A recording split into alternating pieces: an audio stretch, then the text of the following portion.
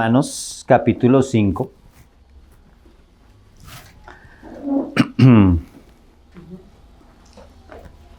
Para que me acompañen al texto.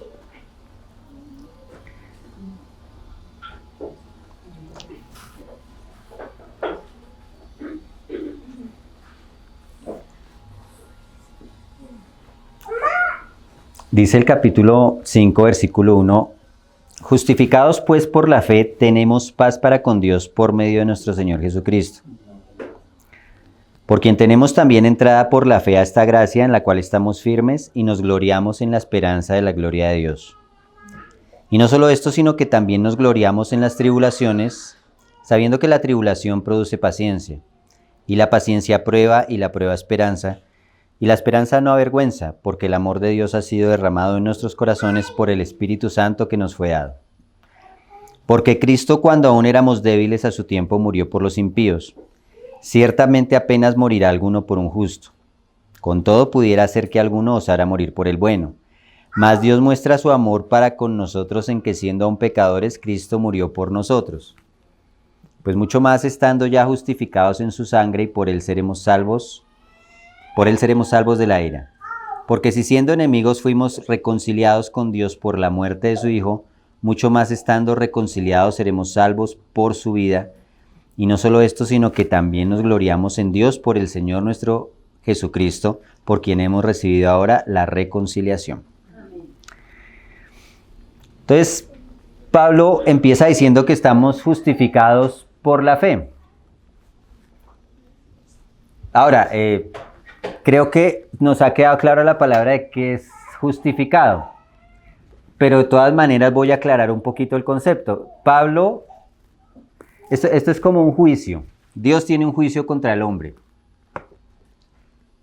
Dios tiene unos requerimientos para que seamos aceptos delante de él.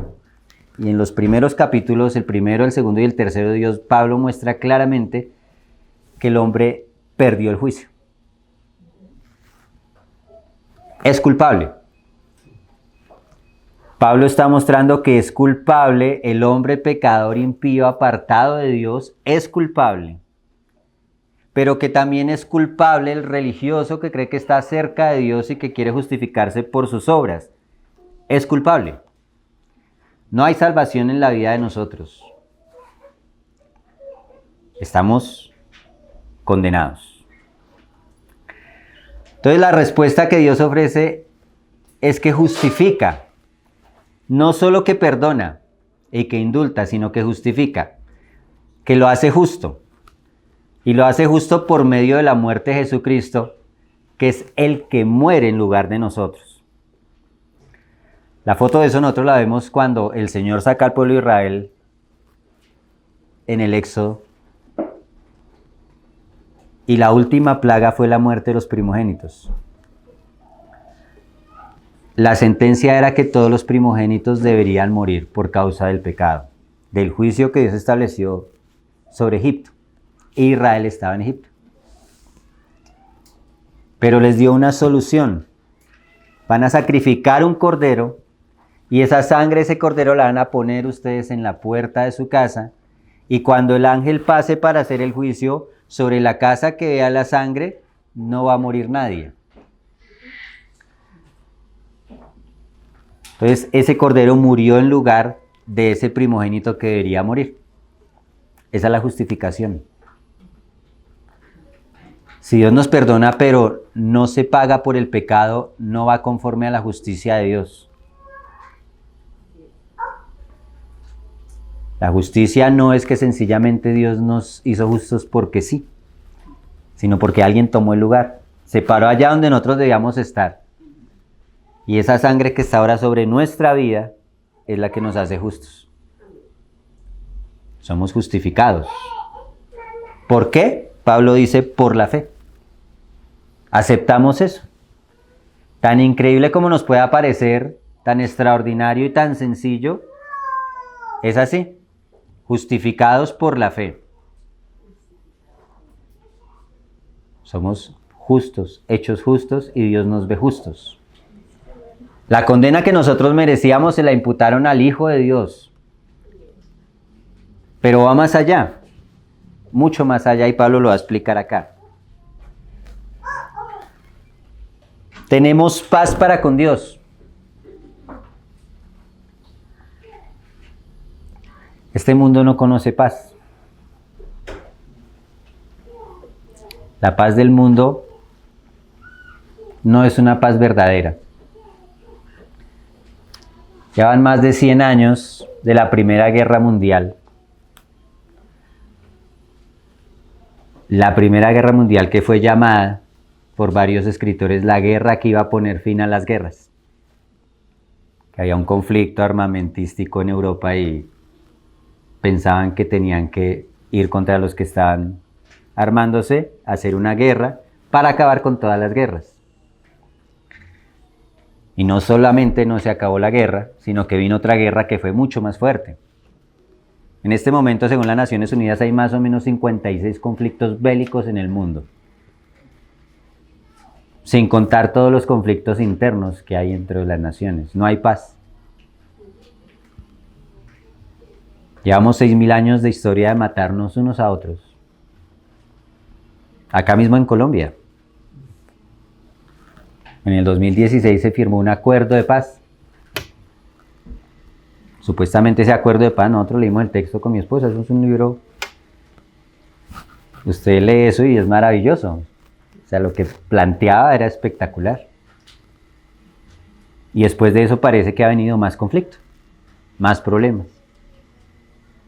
Porque esa es la paz que hace el hombre, sentar a dos personas corruptas, que tienen intereses corruptos, que tienen intereses propios y que quieren beneficiarse. Y entonces yo cedo un poquito, usted cede otro poquito y nos vamos encontrando en la mitad, a ver dónde nos encontramos en la mitad. Esos son los procesos de paz que hace el hombre. Allá están ahorita, este fin de semana, en un proceso de paz por ahí en el Medio Oriente que parece que va a dar resultado, no se sabe cuántos años dure, ya he hecho una cantidad de procesos de paz. Y los procesos del hombre son así. No solucionan nunca la causa del conflicto. Pero Dios promete paz para su pueblo. Hay una paz que Él nos da, que es fruto del Espíritu Santo. Esa paz dice que sobrepasa todo entendimiento, no depende de las circunstancias. Pero no es la paz de la que habla acá Pablo. Esta paz es acerca del conflicto que había entre nosotros y Dios. Entre Dios y nosotros había un conflicto. Pero este tratado de paz que Dios hizo no es como el tratado de los hombres, donde Dios cede un poquito y nosotros cedemos otro poquito y nos encontramos en la mitad. Dios no cedió un poquito. Dios dio todo, pero no cambió las condiciones de su santidad. Entonces nos da la vida de su Hijo y a cambio quiere que nosotros pongamos la de nosotros. Es un negocio. No es una condición, nosotros no negociamos con Dios. Él hace la paz por medio de Jesucristo y por medio de Jesucristo, por la fe en Él, tenemos paz para con Dios. Esa paz no es la paz que sentimos nosotros. A veces, en este mismo proceso que Dios nos lleva, no hay mucha paz. Porque nuestra carne fluye. Pero esta paz no depende de lo que sintamos o no sintamos. Fue lo que Dios hizo, lo que Jesucristo hizo, que es perfecto. Ya hay paz para con Dios, ya hay paz para con Dios. Es como si usted viviera en un lugar, en un país donde hay un problema con el país vecino y de un momento a otro se va a ir a otro país donde no tiene ningún problema. Esa es la paz que Dios hizo. Nos trasladó de las tinieblas a la luz y tenemos paz para con Dios porque estamos en Cristo, no por algo que nosotros hayamos hecho, sino porque el Hijo tiene paz con el Padre y nosotros estamos en el Hijo. Entonces tenemos paz para con Dios. Se acabó el conflicto entre nosotros y Dios. Y Él tenía ese conflicto porque el hombre no obedeció la voz de Dios. Nosotros somos descendientes de una raza que vive en pecado y que está caída. Cuando Eva escucha la voz de la serpiente, hace a Dios mentiroso, porque Dios le dijo, no se coma el árbol de la vida, ni de la ciencia. Perdón, el árbol de la ciencia. No lo coma. De todo árbol puede comer. Y la serpiente le dice no, sino que sabe Dios que el día que usted coma de él, serán abiertos sus ojos. Y cuando Eva toma y le da a su esposo, ellos que están manifestando que Dios es mentiroso, lo que Dios dice no es verdad. Y se crea un conflicto que rompe la comunión. Y desde ese momento el ser humano tiene un conflicto con Dios, aunque no sepa que lo tiene. Entonces la Escritura, lo que Pablo dice, el propósito de la ley es mostrarnos que tenemos un conflicto. El propósito de la ley no es perfeccionarnos. El Señor no nos pone la ley para que la cumplamos, no porque esa sea mala, sino porque nosotros no podemos. Entonces cuando Dios nos expone la ley, nos muestra que tenemos un conflicto.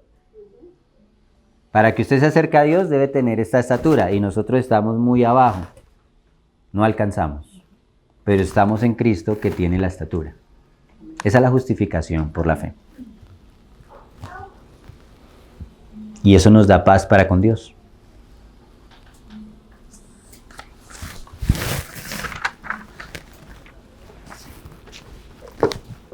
Por medio de nuestro Señor Jesucristo.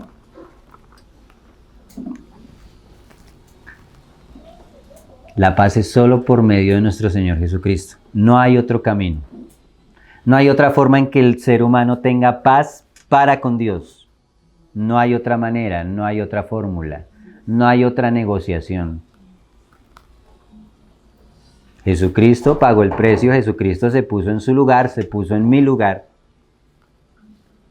Y tenemos paz para con Dios por medio de Él.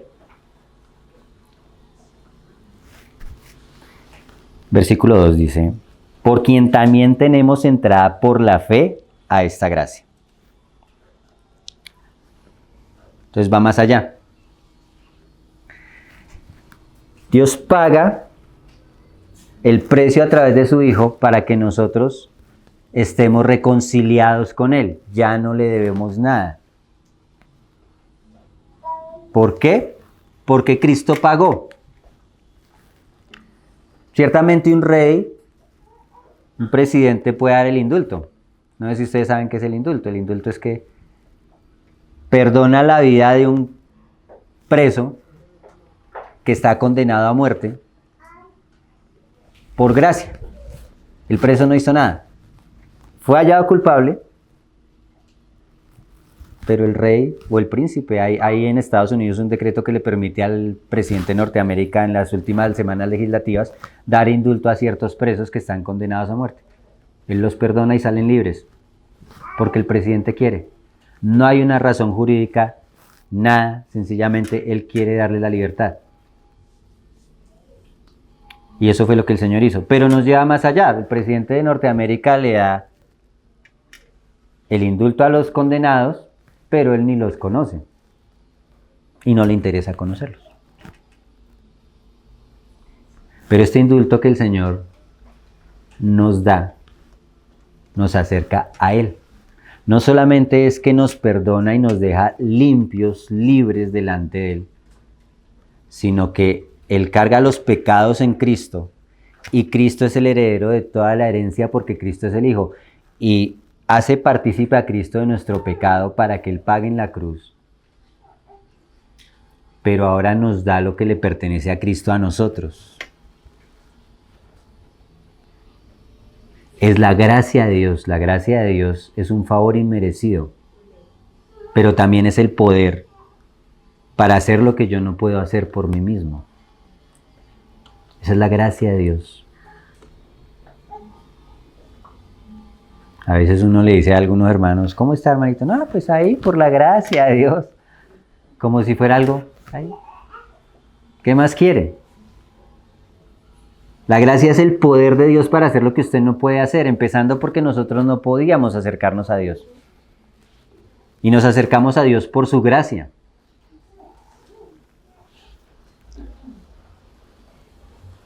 Esta paz de Dios me remontaba a mí a lo que estudiamos nosotros en el tabernáculo. Había un sacrificio que era el sacrificio de la paz.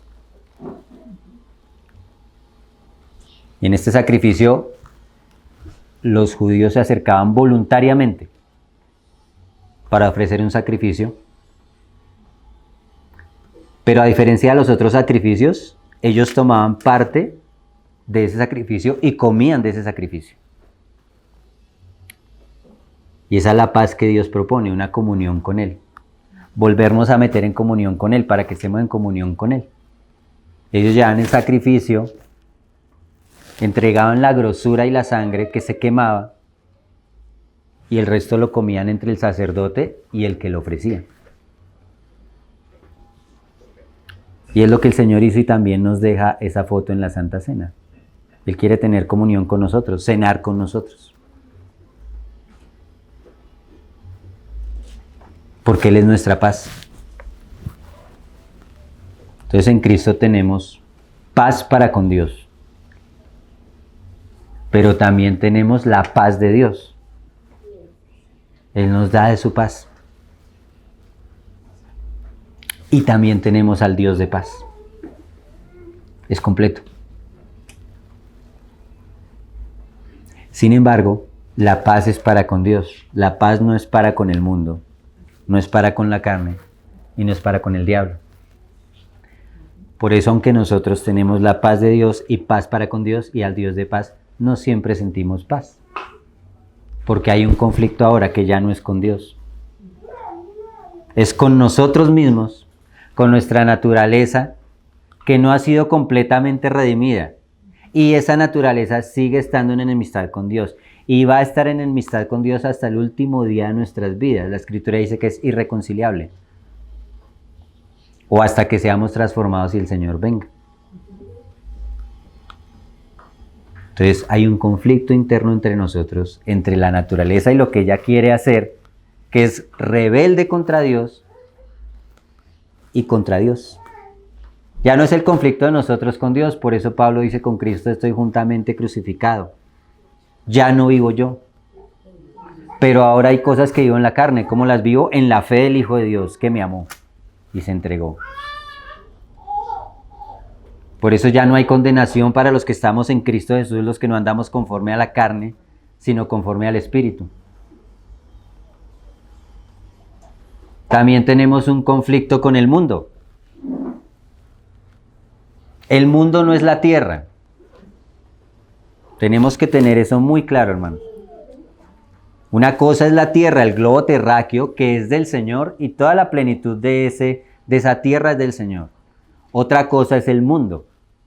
El mundo es el sistema religioso, político y económico. Eso es el mundo. Y contra ese mundo nosotros tenemos un conflicto. Porque ese mundo está actuando contra Dios. Ese mundo, la foto de ese mundo está en la Torre de Babel. Ellos hicieron una torre cuya cúspide llegará al cielo. Y es el camino del hombre para llegar a Dios por sus propios medios. Y fue la primera ciudad que el hombre creó. Y los descubrimientos arqueológicos lo confirman. La primera ciudad que el hombre conoció estuvo allá en esa tierra. En el Valle de la Media Luna Fértil, que es en Mesopotamia. Allá fue donde empezó la civilización. El hombre empezó a organizarse, a organizar ciudades, ejércitos, la política. Empezó ahí esa semilla del mundo. Y Satanás, cuando lleva al Señor, le muestra los reinos de este mundo, no la tierra. La tierra nunca le ha pertenecido al enemigo. La tierra es del Señor. Y dice que los justos heredarán la tierra, no el mundo. Esta tierra es de nosotros. Si heredamos en Cristo Jesús, es de nosotros. Pero el mundo no. El mundo está contra Dios.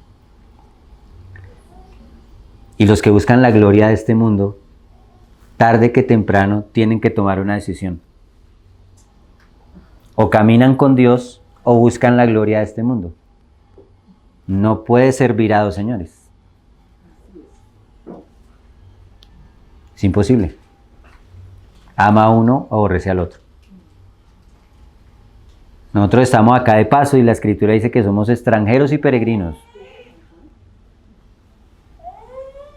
Cuando usted se va a una ciudad a vacacionar o a hacer alguna diligencia, Usted lleva lo necesario para estar los días que va a estar allá, pero esa no es su casa. Así estamos nosotros acá. Ármense del mismo pensamiento, dice Pablo. Estamos de paso. No se haga mucho tesoro acá. Estamos de paso. Nuestra herencia es el reino de los cielos. Y la tierra incluye eso también. Aunque va a haber nuevos cielos y nueva tierra.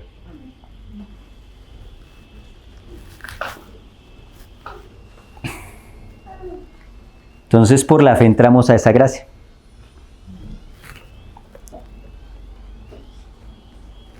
La gracia de Dios, esa palabra en griego se escribe charis. Es el favor de Dios sin una acción que corresponda a ese favor, pero también es el poder de Dios. En Hebreos 13:9, si me acompañan. A Hebreos 13:9.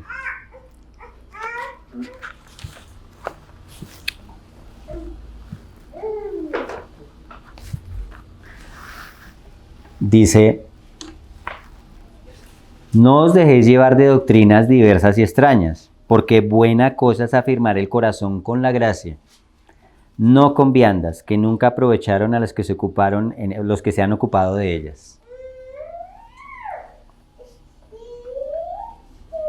Entonces Pablo habla de la gracia y de ocuparse en la gracia, y está diciendo que tengan cuidado de dejarse llevar por doctrinas diversas y extrañas, y habla de viandas. La palabra de Dios es como el alimento que Dios nos da. Sustento para nuestra vida espiritual. Consuelo para nuestra alma que tiene un combate contra el mundo, contra la carne y contra el diablo. Consejo y guía para llevar incluso nuestra vida natural. Consejo y guía para administrar las cosas en la iglesia. Fortaleza para los momentos de prueba. Es alimento.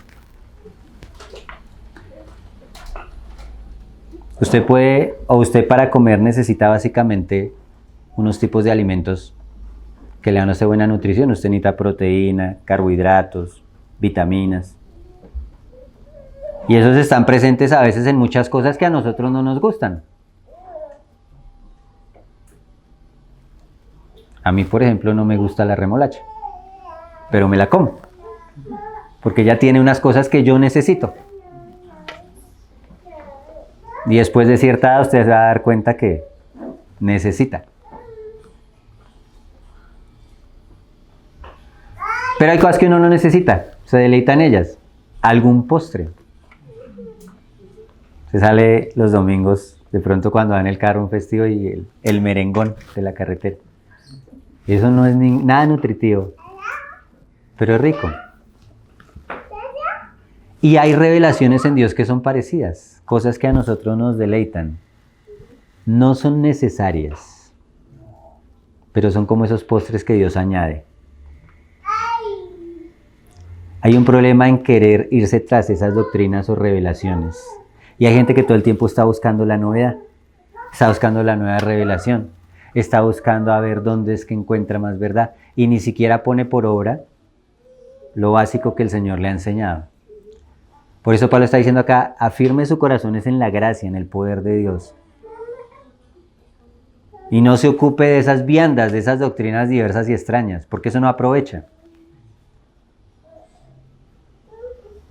La persona que se pone a comer solo dulces y postres, pues se enferma. Tarde que temprano se enferma.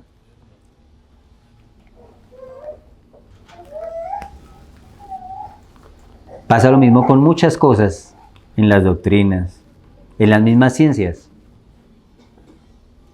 La iglesia lleva 2000 años de camino y ha descubierto muchas cosas, doctrinas, hermenéutica, homilética, teología, que son buenas. Pero usted necesita la palabra de Dios para sostener su vida en Cristo. Esas cosas son buenas, pero afirmar el corazón en eso no le sirve. Afirme el corazón en la gracia de Dios y en la palabra de Dios. Las otras son viandas, que son deliciosas, pero no ocuparse en ellas.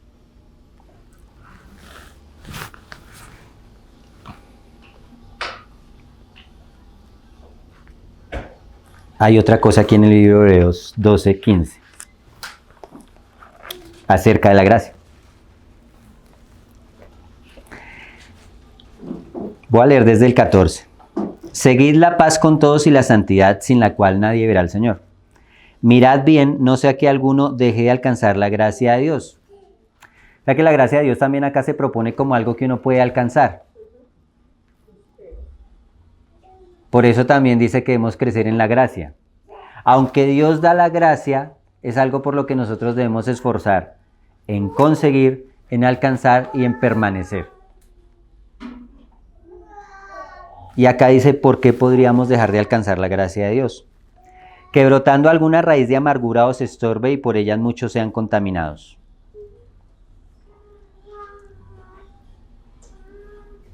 Y la amargura realmente es una raíz que va creciendo. Dejar llenar el corazón de amargura es algo terrible, porque verdaderamente contamina, empieza a contaminar a su familia, a sus hijos, a los que están a su alrededor, a su cónyuge, a sus hermanos muchas veces. Debemos luchar contra la amargura, contra el resentimiento, contra el odio, contra los sentimientos negativos contra nuestro prójimo y hacer lo que sea posible para tener paz con todos. En cuanto dependa de ustedes. Hay veces que no depende de uno. Y el Señor da paz en esas situaciones. Usted hace todo lo posible, pero definitivamente no hay manera. Pero no permitamos guardar el resentimiento. Eso impide alcanzar la gracia de Dios.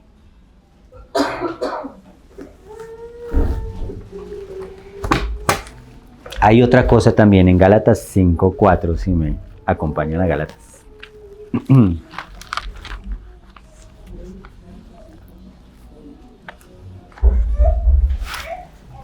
De Cristo os desligasteis, el 5:4 de Gálatas. De Cristo os desligasteis los que por la ley os justificáis, de la gracia habéis caído.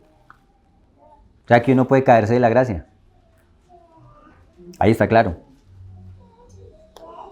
Y Pablo, ¿a quién le está refiriendo acá? A los Gálatas que creyeron en el mensaje del Señor, que ellos eran salvos por la fe, y luego se metieron en todos los ritos judíos. Y los ritos judíos no son malos y son conforme a la Escritura. Pero el querer alcanzar justicia por ellos es lo que Pablo dice, no, o sea, usted no alcanza ninguna justicia. Eso no lo acerca un milímetro a Dios y ustedes quieren empezar por el Espíritu y perfeccionarse por la carne. Empiezan por la fe y luego quieren perfeccionar la obra de Dios por lo que ustedes hacen. Y caen de esa gracia. Porque ya no es el poder de Dios, sino son sus obras. Y nos puede pasar lo mismo a nosotros, que podemos pensar, que podemos añadir algo por nuestras acciones, por nuestras oraciones, por nuestra consagración. Claro que hay que consagrarse, eso lo hacemos por agradecimiento al Señor. Y porque entendemos que tenemos un combate. Y si usted le da 1 milímetro a la carne, ella no pide permiso. Y si usted le da 1 milímetro a Satanás, tampoco lo hace. Y el mundo arrastra. El mundo es algo muy seductor. Nos arrastra a nosotros, arrastra a los hijos. No le podemos dar 1 milímetro. Pero eso no nos acerca a Dios. La gracia de Dios. Crezcamos en la gracia de Dios. El favor que Él nos da. El poder que proviene de Él. ¿Y eso cómo se da? Por la fe. Nosotros teníamos un perrito que era pequeñito. Y una vez empezamos a alimentar a una perra que era grande. Ahí al lado teníamos un local en el barrio de Venecia y alimentábamos una perra que era grande.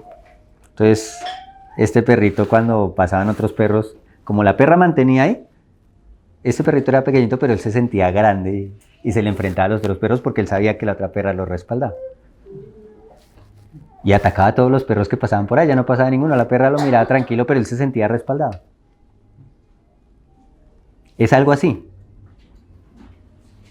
No es el poder de nosotros, no es el valor de nosotros. Es porque Dios está. Y el enemigo quiere que ponga los ojos en usted, en su condición. Y no mire al que tiene al lado. El que tiene al lado tiene todo poder y toda autoridad le fue dada. Y todo lo que Él demandó que usted necesita cumplir, usted lo puede hacer. Por usted, no. Usted es como ese perrito pequeñito. Pero tiene al lado al león de Judá, al rey de reyes, al que no conoce derrota. Porque tememos, porque no confiamos, porque no miramos, porque nos miramos a nosotros mismos en nuestra condición, pequeños pecadores malos, y no miramos a quién tenemos al lado. Entonces podemos caer de la gracia por querer mirarnos a nosotros mismos y justificarnos en lo que hacemos. Lo que le da la capacidad al hombre de hacer lo que demanda a Dios es la gracia. Quiero que me acompañen a un texto de 1 Corintios 3:10.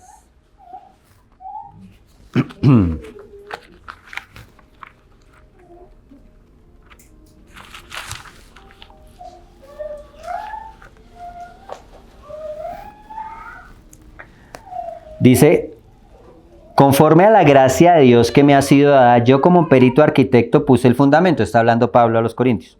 Y otro edificó encima, pero cada uno mire cómo se edifica. Entonces, Pablo entendía que Dios le había dado una gracia para poner un fundamento a la iglesia en Corinto.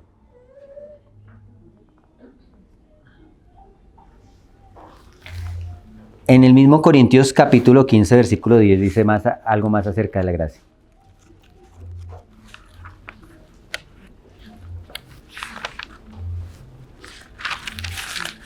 (15:10). Pero por la gracia de Dios soy lo que soy, y su gracia no ha sido en vano para conmigo. Antes he trabajado más que todos ellos, pero no yo, sino la gracia de Dios conmigo. Entonces esto es como una cosa un poco confusa. Cuando usted cree, el poder es ilimitado. La gracia es ilimitada y Dios dice que nos da su espíritu por medida. O sea, no le da un poquito acá y a usted le doy otro poquito, a usted le doy más, no. Pero porque hay gente que alcanza más en Dios. Porque se meten y oran y ayunan mucho y, mejor dicho, se la pasan todo el día escudriñando la Escritura. Pudiera ser. Pero muchas veces, si eso se hace en la arrogancia del ser humano, lo que hace al hombre es un sábelo todo. Por la fe. Sencillamente, yo creo que Dios es todopoderoso y el poder no radica en mí. Entonces Pablo fue y sembró el evangelio en toda Europa, hasta donde le permitieron llegar en esa época, porque él estaba viendo como Moisés al invisible.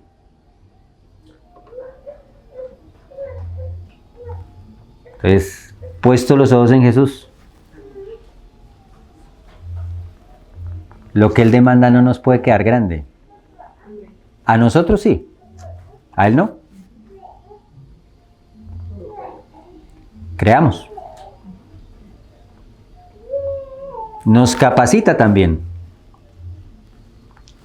Es la capacidad de hacer lo que nosotros no podemos hacer. Y entre más camina uno en el Señor, se da cuenta que son más las cosas que no puede hacer. Pero también tiene que ir entendiendo que Dios puede hacer lo que Él quiere. Entonces, a la gracia, en la cual estamos firmes y nos gloriamos en la esperanza de la gloria de Dios. Es importantísimo este tema de la gloria de Dios. Entonces Pablo abarca acá tres cosas. La primera es la justificación. Estamos justificados por la fe. Eso cubre todo nuestro pasado. Estábamos en problemas con Dios, teníamos un conflicto, teníamos una deuda, el Señor ya la pagó. Quedamos bien.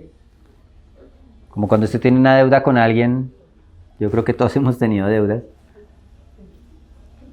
Y usted logra pagar esa deuda. usted queda tranquilo, ya no debo nada. A veces uno se esconde de la persona cuando le está viendo y le da pena, no tiene cómo pagar, y lo llama y uno no contesta. No debería ser así, uno debe afrontar sus deudas. Pero se presentan a veces situaciones, uno debe ser responsable, pero a veces se presentan situaciones. O como decía el hermano, a veces hay situaciones, lo robaron, alguna cosa y usted se endeudó y quedó endeudado por cosas que a veces ni se comió.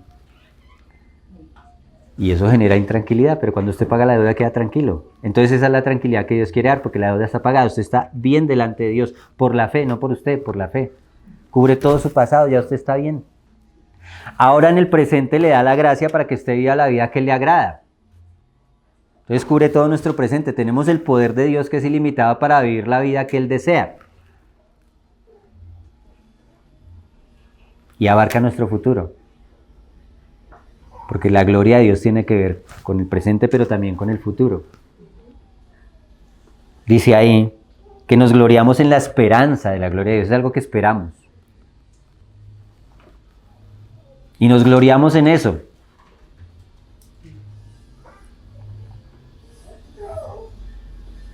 Casi siempre cuando uno escucha testimonios en las congregaciones,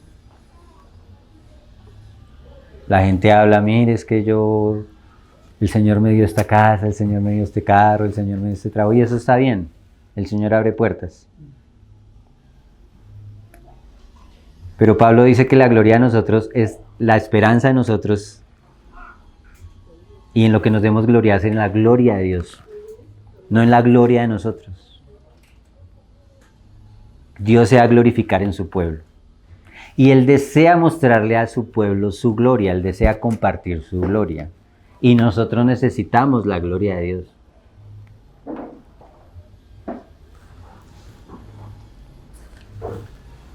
La gloria de Dios, quiero que me acompañen al Evangelio de Juan, capítulo 1, versículo 14.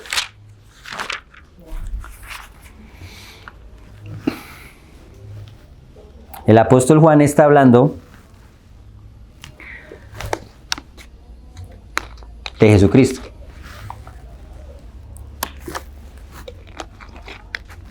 Y en el 14 dice, y aquel verbo fue hecho carne y habitó entre nosotros y vimos su gloria. Gloria como el unigénito del Padre, lleno de gracia y de verdad.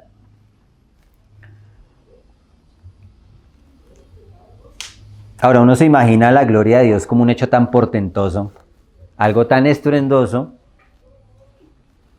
que llama la atención de todo el mundo. Pero la gloria de Dios no es así. Jesucristo caminó sobre esta tierra y la gran mayoría de personas ni lo reconocieron. Y los líderes del pueblo, los que iban a enseñar la ley al pueblo, no solamente que no lo reconocieron, lo rechazaron, y fue los que hicieron la conspiración para matarlo. Entonces la gloria de Dios se revela a nosotros, pero no es clara para el hombre natural.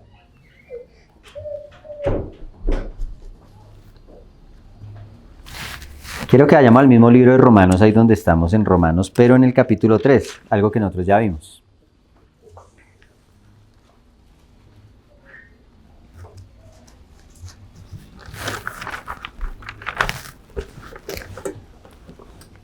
Dice, por cuanto todos pecaron y están destituidos de la gloria de Dios.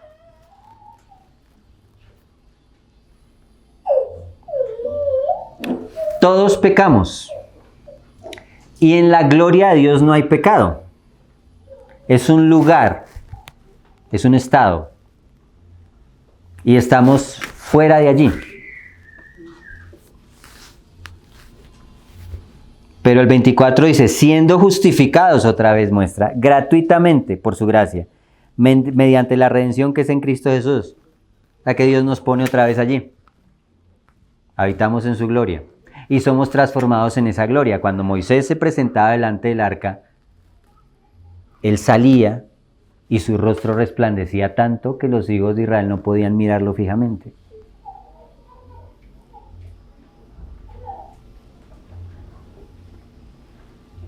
Y la vida del Señor tiene que revelarse a su pueblo. Y si andamos en Cristo, debe verse Cristo reflejado en nosotros.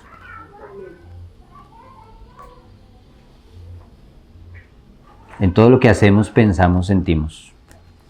Dios quiere reflejar su gloria.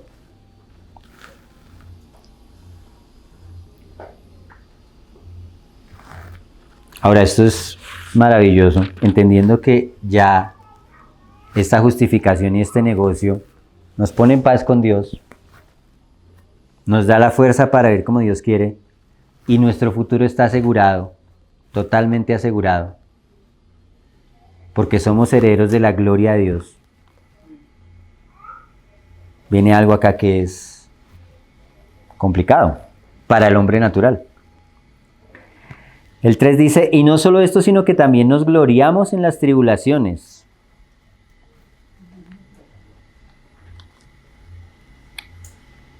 ¿Nos gloriamos en las tribulaciones verdaderamente? ¿Pasa la tribulación, pasa la circunstancia difícil? Y brota la carne. Y brota el viejo hombre. Y sale la naturaleza de nosotros nuevamente. Pero es un ejercicio, Pablo lo explica acá, es un ejercicio que Dios trabaja. Porque Dios no quiere quebrantar la voluntad de nosotros si nosotros no se la entregamos a Él. Dios quiere transformarnos, pero que sea voluntariamente. Pero de todas maneras Dios nos va llevando con mucha misericordia. Pero yo he conocido personas que caminaron toda su vida en el Señor y nunca permitieron que Dios les moldeara el carácter. Y con dones extraordinarios de Dios terminaron con un carácter terrible su vida. Dios quiere moldear el carácter. Él lo va a explicar acá. Por eso es que nos gloriamos en las tribulaciones. Explica cuál es el propósito de la tribulación. Sabiendo que la tribulación produce paciencia. Uno a veces dice, ay, Dios mío, dame paciencia. Y no sabe lo que pide. La paciencia, y para que Dios dé la paciencia tiene que tener tribulación. No hay otra manera, no hay un camino corto. Usted se despertó un día, le pidió paciencia a Dios, ¡pum!, le puso paciencia. No.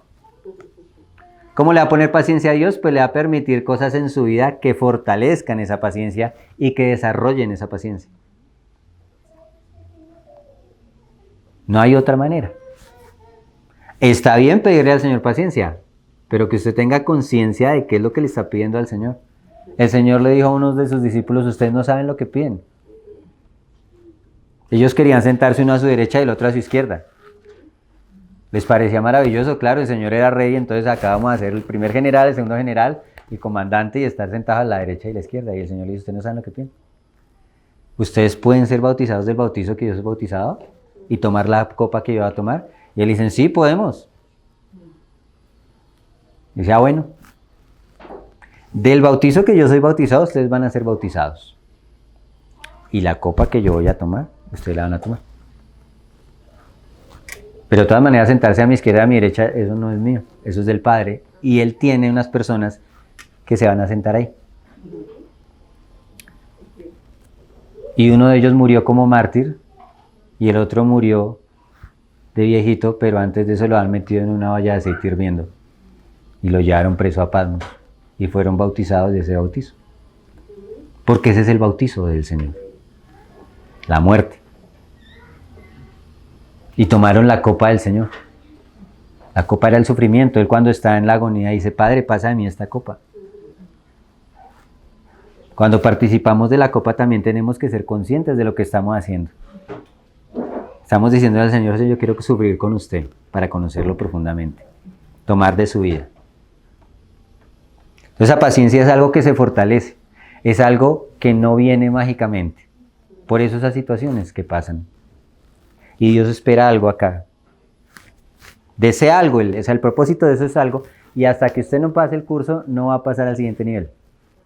Como nosotros, muchos de nosotros que primero, ya lo van a graduar en primero y se va a pensionar en primero.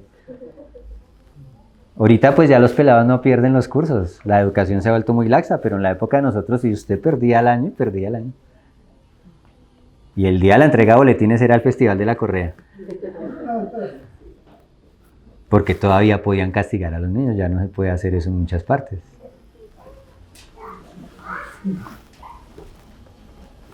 Entonces dice acá, que también nos gloriamos en las tribulaciones. ¿Por qué nos gloriamos? Porque sabemos que la tribulación produce paciencia. Entonces usted quiere paciencia. Necesitamos la paciencia. La paciencia es necesaria en la vida cristiana. Una de las grandes caídas de las personas es la falta de paciencia. En todos los aspectos. Las personas pueden tener dones maravillosos del Señor o talentos naturales. Pero si no tiene la paciencia, muchas veces ese don se vuelve perjudicial porque no espera hacer las cosas como debe hacerlas. ¿Cuánta gente por la falta de paciencia se ha metido en relaciones desastrosas, en negocios desastrosos? Por no esperar. Necesitamos la paciencia, pero esa paciencia no es natural. Hay unas personas que por naturaleza, por su crianza, por su familia, de pronto son un poco más pacientes que otras. Pero como la medida es la de Cristo, necesita usted pasar por tribulaciones, por circunstancias difíciles para tener esa paciencia. Y Dios espera que usted reaccione de la manera que Él quiera. Y si no pasa, ahí se va a quedar en primero.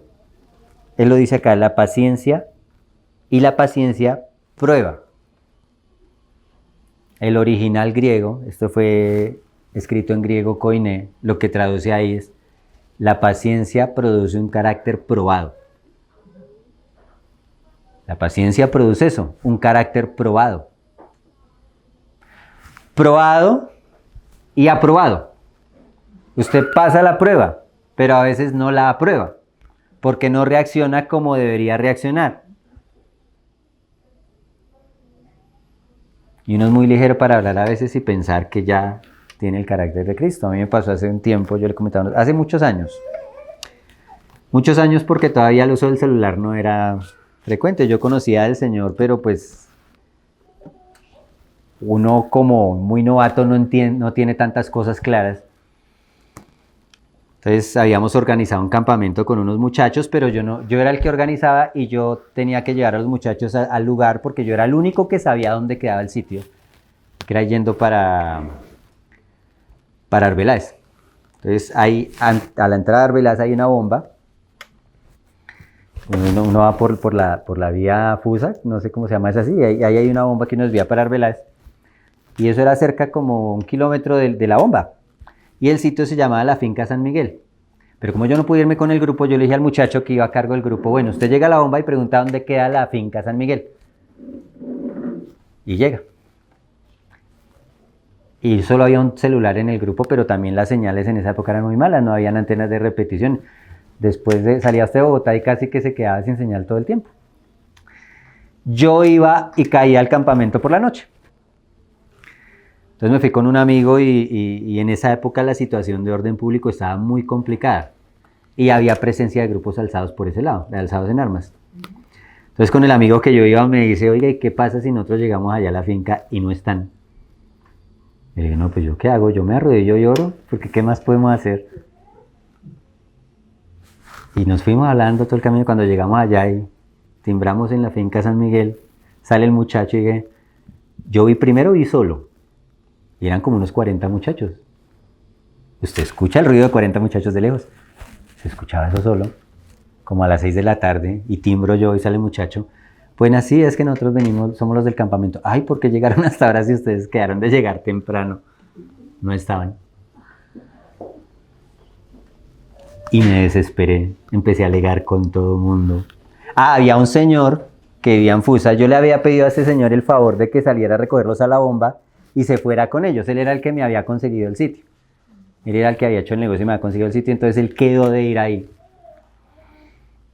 Entonces cuando no aparecían los muchachos y me entra a mí el desespero y la angustia y empiezo yo a alegar con todo el mundo, a discutir, llamo yo a ese señor, lo trato re mal, usted es un irresponsable, usted cómo no vino, porque lo llamo y me dice, no, lo que pasa es que esta mañana se me presentó algo y no pude ir. Y dejó 40 pelados botados ahí. Pues imagínese usted a las 6 ya empieza a oscurecer, usted es responsable, yo qué le digo a los papás, qué angustia, yo lloraba, alegaba con todo el mundo, discutía, peleaba. Por allá le entró la señal al único celular que había en el grupo. El pelado que estaba a cargo del grupo era muy piloso y cuando él llegó a la bomba y no estaba la persona que lo iba a esperar, él preguntó por el Centro Recreacional San Miguel, confundió. Y el Centro Recreacional San Miguel quedaba pasando Arbeláez.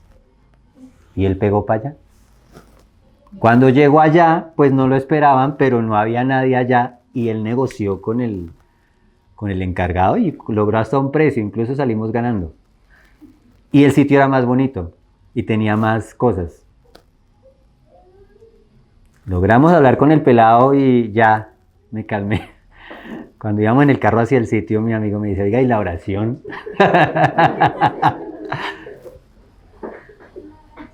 Así somos. Ya ahorita reaccionamos un poquito menos bruscos. Pero de todas maneras no somos aprobados. Yo no soy aprobado en muchas cosas, de la verdad. Pero cada vez uno va viendo que el Señor va haciendo una obra. Él quiere moldear el carácter. Entonces pasa la prueba, la tribulación, que produce paciencia y que produce un carácter probado. No hay otra manera. Y ese carácter probado debe ser aprobado. Que Dios diga, listo, ahora sí, vamos al segundo. Y eso es largo. No me queda ahí. Él quiere forjar su carácter en nosotros. ¿Cómo lo hace? A través de esas circunstancias. Hay pruebas en tribulación. Y hay pruebas de abundancia. Y ahí también somos probados.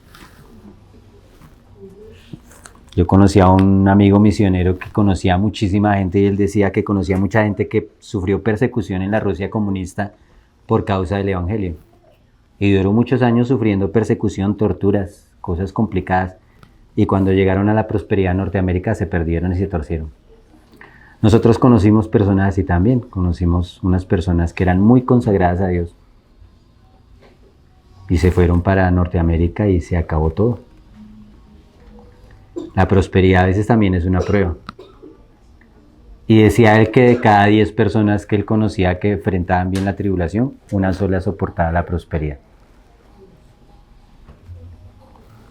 Le decía yo eso a un amigo cubano que pasaba muchas necesidades y él me decía, yo sí quiero ser probado en eso, hermano. Pero también no sabemos el corazón. Y a veces Dios restringe cosas y no nos da cosas y no permite que se abran puertas porque Él sabe. Él sí quisiera. Dice, no, es que si se lo diga a usted. Como dice el dicho, Dios no le da plata al indio porque pierde al indio y pierde la plata. Dios sabe. Si hay una cosa en su vida, hay un anhelo, pero ve que se cierran las puertas, paciencia. Paciencia. De pronto Dios anhela que su carácter sea formado. Le da lo que usted desea, su carácter no es formado y tras esa bendición usted se pierde.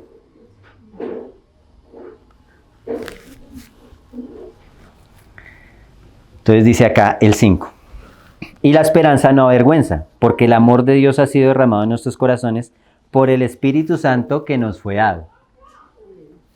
Entonces esa esperanza verdadera cuando se forma por el fuego, por las tribulaciones, por el carácter probado, esa esperanza no avergüenza, no es una esperanza falsa. Porque cuando yo sé que Dios obró en mí, me transformó, me cambió mi carácter, yo puedo esperar confiadamente que la vida de Él va a ser la bendición que Él tiene para los que le aman, para los que se someten a su disciplina. Dios dice que al hijo que ama, lo corrige. Es incluso esa tribulación una prueba y una evidencia de que Dios a usted lo ama. Si Dios lo dejara sin disciplina, Dios no lo ama. Por eso también llegamos a gozarnos las tribulaciones, porque entendemos que Dios nos ama. No nos deja ser como nosotros somos. Quiere transformarnos y tiene toda la intención de cambiarnos. Porque Cristo cuando éramos débiles, a su tiempo murió por los impíos. Ciertamente apenas morirá alguno por un justo. Con todo pudiera ser que alguno osara morir por el bueno. Mas Dios muestra su amor para con nosotros en que siendo aún pecadores, Cristo murió por nosotros. Entonces acá nos está enseñando algo maravilloso. Sí, claro, usted es débil, usted falla. Pero usted ya no es tan débil como era cuando estaba sin Cristo. Y si usted en esa condición, cuando estaba muerto, cuando no había posibilidad, cuando usted no podía ni ver ni escuchar a Dios, Dios lo tomó de allá, lo sacó. ¿Cuánto más ahora que usted se ha reconciliado? Confíe. ¿Quién va a hacer un operativo para sacar un soldado por allá en medio de una zona de conflicto y rescatarlo, para traerlo y dejarlo a su suerte, o meterlo a una prisión, ¿no? Si Dios hizo eso por nosotros y estamos en Cristo, hay la esperanza. ¿Reaccionamos mal a veces? Sí, claro, pero tenemos la confianza en Él. Bueno, Señor, vamos otra vez a hacer el curso. Esperemos que la próxima vez reaccione como usted quiera.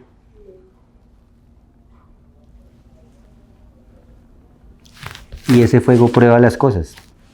Ayer hablamos con unos hermanos eso porque una de las últimas, de las pruebas que nosotros vimos muy claras en los últimos años fue la pandemia. Y en la pandemia nosotros tristemente vimos algunas parejas que se separaron. Y ya les tocó irse a vivir juntos, encerrados en una casa, y terminó mal. Ahora, hay parejas que tienen problemas y pasan esa prueba, entonces eso exacerba, pero eran parejas que nosotros veíamos muy sólidas. Pero a veces hay parejas que de pronto no, como que no se ven tan sólidas, pero el fuego como que afina y se afirman y se afianzan más. Y eso pasa en cualquier circunstancia de la vida, por eso nosotros nos juzgamos por lo que vemos y nosotros vivimos juzgando a los demás. Ay, usted no deja que Dios haga una obra en usted, usted sí es duro de corazón. Pero en la prueba es que usted ve lo que hay. Y a veces en la prueba surge más carácter de Dios en la gente que no menos espera. Por eso no andamos juzgando.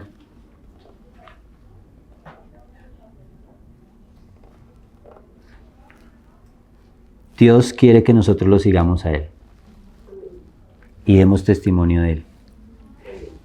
La labor de convencer a los que están alrededor de nosotros es de Él.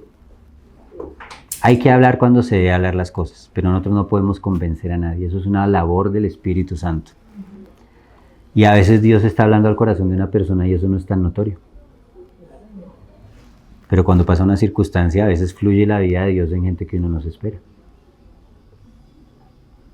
Yo me he encontrado con vida de Dios en gente que si usted la viera externamente y la juzga externamente, dice, no, pero este hombre está alejado de Dios. Y a veces gente que aparenta ser como tan espiritual y pasa la circunstancia difícil y fluye todo lo que hay. Caminamos nosotros con el Señor y esperamos que el Señor atraiga a los que estén alrededor de nosotros. Pero no juzgamos. Porque el juicio le pertenece al Señor solamente. Pasa a veces en las parejas que tienen problemas cuando uno de ellos va y se congrega y se reúne y es muy consagrado, devoto, por decirlo de alguna manera, aparentemente o genuinamente. Eso a veces solo lo sabe el Señor. Y el otro no tiene la misma disposición para esas cosas, entonces generalmente en las congregaciones manejan al otro como el enemigo. Y a veces el problema es de ambos. Y a veces incluso el problema es del que va y se congrega. Debemos tener un justo juicio. Y el Señor no hace acepción de personas en el juicio. Las obras que nosotros hacemos nos ayudan a moldear el carácter en Cristo.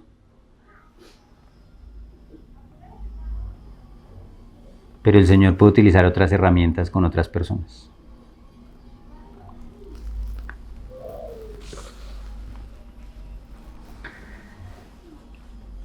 Entonces ya estamos tranquilos. Antes éramos enemigos y Dios nos reconcilió. Ahora que estamos reconciliados, ¿por qué tememos? ¿Por qué nos dejamos acusar y condenar? Dice el 9, pues mucho más estando ya justificados en su sangre, por Él seremos salvos de la ira. Ya no hay ira sobre nosotros, hermanos. Por nosotros no, por Cristo. Porque si siendo enemigos fuimos reconciliados con Dios por la muerte de su Hijo, y éramos enemigos de Dios, todos, y fuimos reconciliados, mucho más estando reconciliados seremos salvos por su vida. Ahora la vida de Él que Él quiere implantar en nosotros nos da salvación. La palabra salvación es una condición en que nuestra alma no va a morir, pero también la palabra salvación quiere decir salud. Él empieza a sanar el alma y aún quiere sanar el cuerpo. De las enfermedades sí, a veces no. Pero la redención que esperamos nosotros es que estos cuerpos mortales sean revestidos de inmortalidad. En algún momento una generación va a ver eso. Que estos cuerpos mortales van a ser transformados. Esta química, los elementos que tenemos en el cuerpo van a ser transformados en inmortalidad. Que era como vivía Adán, que no moría. La palabra salvación abarca todo. Entonces es una cosa que se cumplió, pero que se está cumpliendo también. Y no solo esto, sino que también nos gloriamos en Dios por el Señor nuestro Jesucristo, por quien hemos recibido ahora la reconciliación. Nos gloriamos en el Señor. Para gloriarnos en el Señor necesitamos que Él sea el Señor. Y para que Él sea el Señor tenemos que bajarnos del trono nosotros. Que Él gobierne, que Él dirija. Y que se hagan las cosas a la manera de Él. Y ahí nosotros nos gloriamos en eso. Las cosas que ahora me pasan no se escapan de la soberanía de Dios. Y por el ejercicio de esa circunstancia, puedo entender que cada cosa que a mí me acontece es para la gloria de Dios. Entonces puedo descansar y tener esperanza en medio de las tribulaciones. Y por eso me glorío en las tribulaciones. Porque las tribulaciones son las que producen el carácter que yo necesito, que es el carácter de Cristo, para que salga el carácter mío.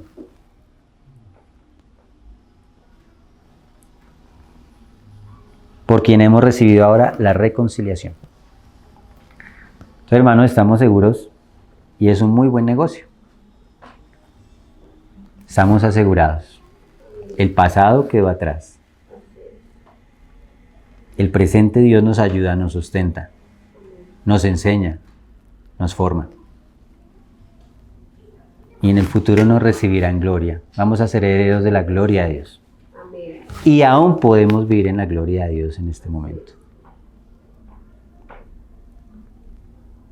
Entonces esos son los beneficios de la justificación. Es todo el paquete completo, hermanos.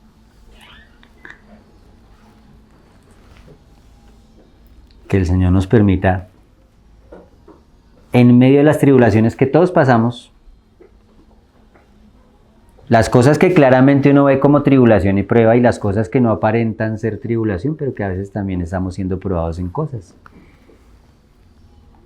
Que todo eso podamos entender que es para la gloria de Dios y que todo eso tiene un propósito de formar en nosotros el carácter de Cristo. Un carácter probado y aprobado por Él. Para que glorifiquemos a Dios en nuestra vida. Porque aún puede pasar que nosotros, creyendo en la gracia de Dios y aún caminando en la gracia de Dios, no permitamos que Dios moldee el carácter. Cada tribulación y cada circunstancia es una oportunidad. Si logramos tener la actitud que Dios quiere, de que Dios forme lo que Él desea.